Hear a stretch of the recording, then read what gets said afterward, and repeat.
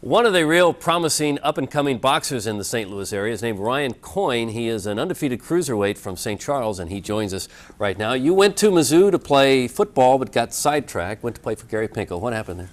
Well, going way back when, out of high school, it's kind of really wanted to play football. Football is my first love, and got an opportunity to play at Mizzou. Walked on down there. Was a invited walk-on, and I was one of those guys who was kind of on the fringe. Probably wasn't big enough to play Division I football, but that didn't mean I wasn't going to give it 100%. Went down there, gave a good crack at it, had a good time, but injuries kind of derailed my career a little bit, so really wasn't able to see it through to the next level. So came back home and wandered into a boxing gym and started racking up the amateur fights. Before I knew it, I was Golden Gloves champion, turned pro, and here I am today, I guess. How does it happen that you wander into a boxing gym? It must have been something you had thought about.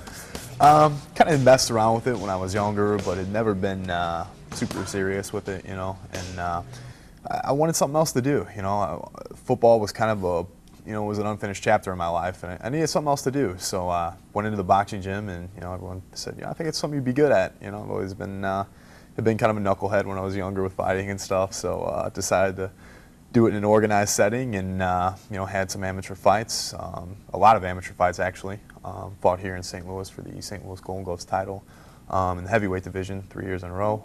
Won it 3 years in a row, and turned pro here just over 3 years ago. And I'm sure a lot of people know your face from the Contender, the reality show. What was that like? That had to be an unbelievable experience for you. Yeah, the Contender was Contender's a reality boxing show where they bring people, guys that are really starting to get a leg up in the game and kind of give you a shot in a single elimination tournament for a grand prize. And it was quite an experience. We filmed it over in Singapore. 16 of us over there, and it's you live, eat, and sleep with everybody, and then you fight them at the end of the week. So it was quite an experience. Trained with the best in the world, really held my own.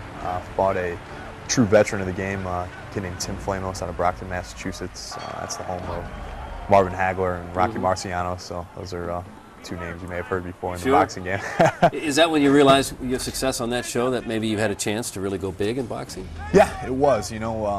I was an undefeated prospect, but definitely a regional fighter before going to the Contender, and really got my face out there. I was the youngest guy on the show, and I think a lot of people were looking past me and said, this kid's tough, but he doesn't have too much. And won on the show, fought again on the finale, and won again, and I think people are really starting to know who I am, and it's opened some big doors for me. And you gave up your job to go do that? Any second thoughts about that? Yeah, I was actually, if I want to be technical about it, I was actually terminated for going to do the show. My job said, if you're going to be gone that long, you either need to pick boxing or you need to pick the job. And it's a good job, and I enjoyed it, but it's now or never in boxing, and it was something I just couldn't pass up. What did you do before? What was your job? I worked for AB for a short time, and then I worked for a logistics company here in the Metro East, and it's a company based out of Tampa.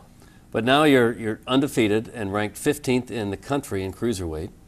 What do you need to do to get to the top? What are the next steps to get a title shot? Really, it's just staying busy, taking the right fights, and staying in the gym, getting with the best trainers, sparring, and just doing the things that I need to do. I have good managers around me, a good promoter, the best trainer in the world. All I have to do is just stay in the gym and give it 110% every day. Really just need to stay busy. When they put opponents in front of me, I need to send them home with a loss and get myself in real contendership where I can be in the top 10 and fighting for a world title sometime next year. You got the nickname the Irish Outlaw. How'd you get that? Something that just kind of stuck with me. Everybody used to say, I'm a hard-headed Irish kid from St. Louis, and it really just fit, I'm not really sure where it came from, to be honest with you, but sounds good, yeah. Yeah, I've had it for a while. We got a good Irish population here in St. Louis, so carry the moniker proud. How would you compare the physical demands of playing football and boxing? What's tougher? As much as I love football, it doesn't compare to boxing at all in terms of physical conditioning. Very different, though. Football, you're training for be as fast as you can, as big, as powerful as you can, but you only got to do it for about 8 seconds. Boxing, you have to be quick and great condition, fast, powerful, but you got to do it for 3 minutes at a time. So it truly is night and day in terms of the way you train for it, but boxing is much tougher. So you think you got a shot? I mean, we're going to see you here in 2 or 3 years fighting for a title, you think? Absolutely. It's not a if or, it's just a when. I'm already on the right track. I've got good handlers, around me, and we're gonna get to where we need to be. And that's, you can take that to the bank. That's, I'm gonna get to where I need to be just by doing the right things. There's a lot of guys out there in boxing who start getting a little fame, a little recognition, and they get sidetracked. I'm not gonna be one of those guys.